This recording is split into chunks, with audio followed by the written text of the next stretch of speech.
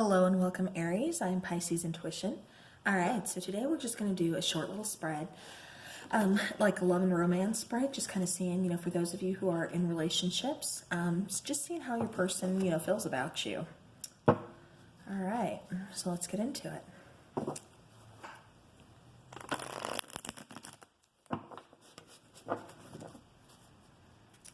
And I've been playing with my setup, so hopefully you guys kind of like this one better. Definitely let me know. I do welcome feedback.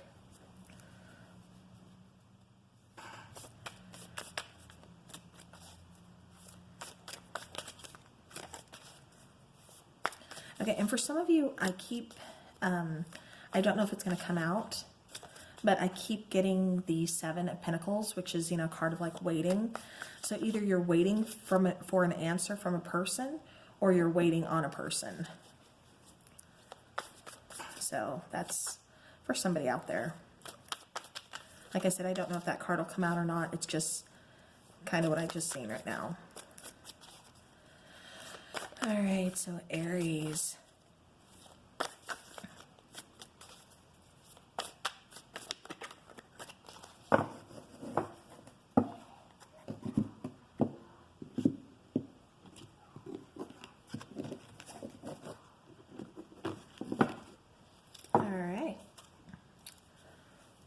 So we have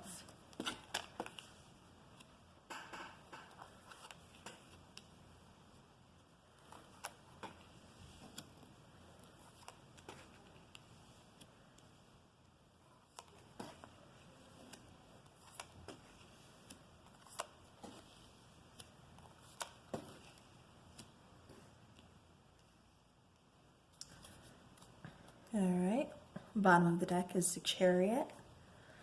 All right, so Aries, how your person feels about you is the Page of Swords.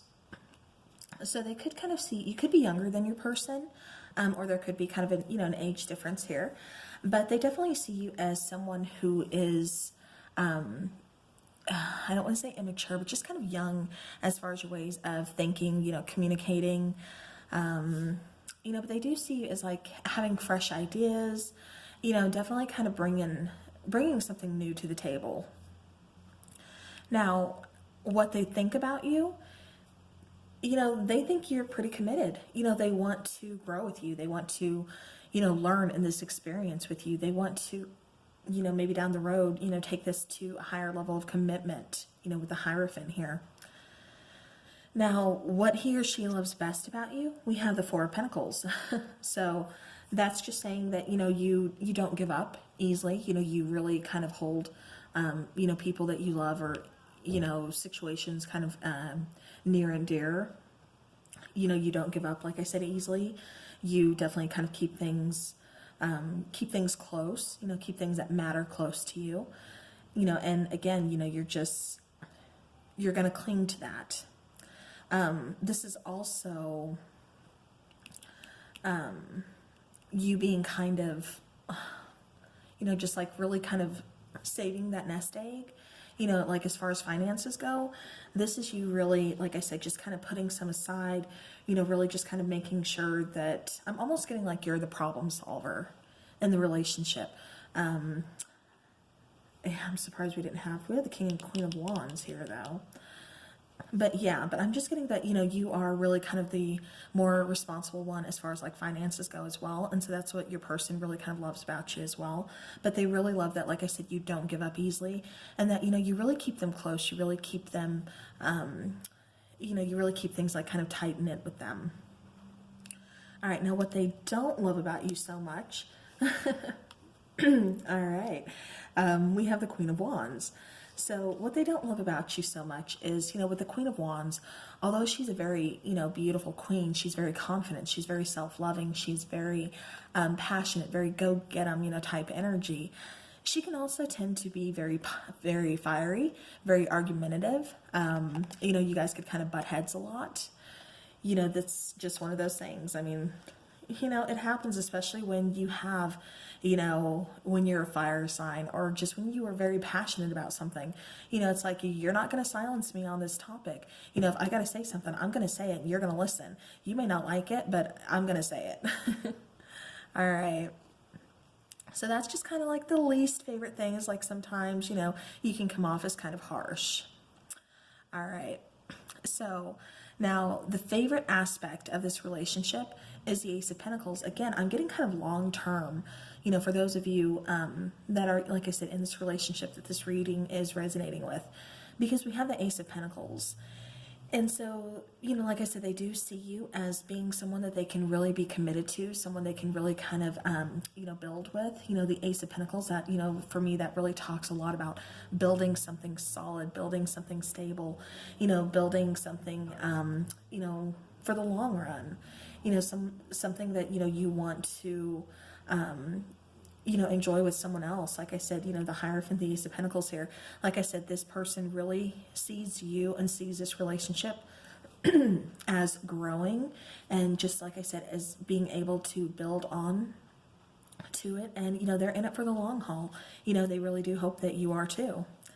Now, the least favorite aspect of the relationship is the Eight of Pentacles. So now the Eight of Pentacles, that's you again, kind of, like I said, I get this sense that Aries, you are like the problem solver. I'm surprised at the King of Pentacles, because I keep getting King of Pentacles too. And there are, you know, quite a few Pentacles here. But Eight of Pentacles, you really tend to, when you get into something, especially this could be work related, you know, you really put yourself into that work. And so, you know, it's kind of like you focus so much on one thing that you kind of neglect other areas. And so for your person, that's a little bit problematic. You know, that's like the least favorite thing about you. Like, they love that you are very passionate about something. They love that you have, you know, your interests, and, you know, that you have something that you know, are very passionate, you know, about. And like I said, they love that, you know, you have that energy, you have that spark, you have that sense to set things aside.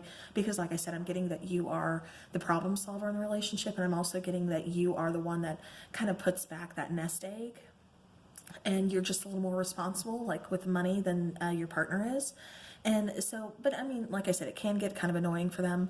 You know, it's just their least favorite thing, because, you know, sometimes you tend to kind of put work first, you know, and then the relationship later, or you tend to put more time and effort into your work area than you do the relationship area.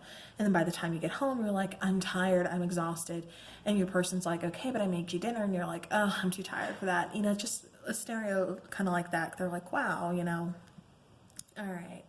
So now, your person's hopes, or, you know, for the relationship here is the Ten of Swords. And I know you're thinking like, how is what?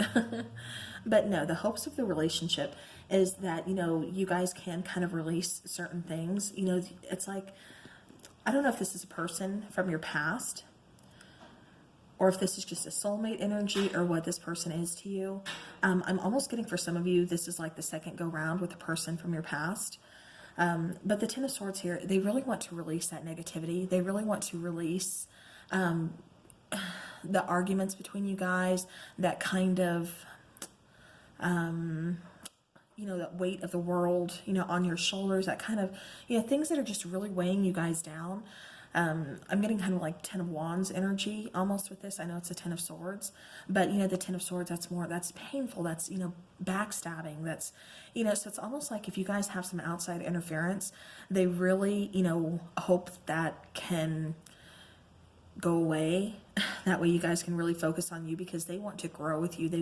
They're looking at this, if this is a person from your past, even if it's not a person from your past, you know, your person's just looking at this relationship in a light of, you know, this is your guys' brand new beginning. You know, this is something, like I said, that you can grow on. And so with the Ten of Swords being here, like I said, this is their hopes. They want to release that. They want to release, you know, all pain, all your fears, all your worries. You know, theirs too. You know, they could have come, or you could have come from, you know, a very, you know, bad relationship. You know, maybe you guys were really hurt, you know, you or your partner, and, you know, in the past relationship or something. So maybe you have some trust issues, you know, something along those lines. So like I said, this is, you know, they're hoping that they can release this fear with you. They can release this anxiety with you. You know, like I said, they see you as being long-term. They see you as someone, you know, being able to grow with them, and, you know, who's someone who's not going to hurt them. You know, like I said, they really want to heal from all of that, and they want to grow with you. Now, the fears regarding the relationship is the King of Wands. Now, the King of Wands, you know, he can be a type of energy. Sometimes that can kind of look elsewhere. That playboy, you know, type energy. Yeah, because I mean, he's a very passionate king. You know, he's a king that really puts himself out there. But as far as that goes, you know, because I'm not really getting, I mean, you could have had, like I said, if this is a person from your past, I am getting that, you know, your person did cheat on you. And so that's why this is showing up now. But as far as the fears go regarding the relationship, for those of you who that's not resonating for, you know, this is just a person who is really trying to step into their own. They're really trying to find themselves. And, you know, whether or not you're going to not like this person, but more like just kind of accept them. You know, be patient with them is what I'm trying to say. That's what I'm getting kind of more for that. You know, that's their fear of this, is while they're trying to take control, they're trying to, you know, pursue their passions as well, because they, like I said, they see this as long term. They want to grow things with you. They want to build things with you. But the King of Wands, you know, he also likes to pursue his passions. And so, like I said, this is kind of a fear of theirs, you know, regarding this relationship, is, are you going to be accepting of that? Are you going to, like I said, be patient with them? You know, are you going to allow them to grow in that aspect, you know, in that area? So yeah, so that's what I'm getting for you guys in relationships. And now let's go ahead and let's take a romance angel for Aries.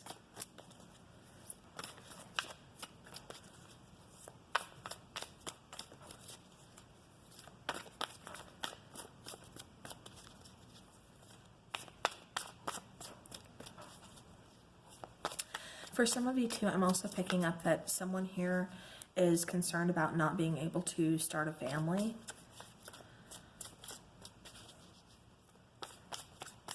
So, you know, and they're kind of worried. I don't know if you already know that, or if it's something that's going to kind of come up. But again, you know, they're just kind of fearful of that because, you know, maybe you guys have talked about, you know, wanting kids or something, and maybe, you know, one of you know that, you know, you can't. There's, you know, something else going on here health-wise, you know, something along those lines. And so they're kind of fearful as far as that goes. So just keep that in mind too. All right. So we have engagement. Your love life is ascending to a higher level of commitment. All right, so Aries, you know, for some of you, like I said, this could be actually getting engaged. For others of you, this is going back to the Hierophant and then the Ace of Pentacles for me, talking about, you know, again, they see this as long term. They do want to be committed.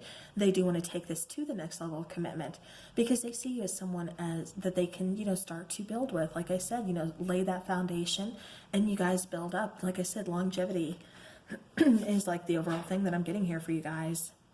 All right, so Aries, that is what I have for you in your love and romance spread. So I hope you guys like that. I hope you guys kind of like the new setup. You know, let me know down below, and I will talk to you guys again soon. All right, thank you, and have a great week.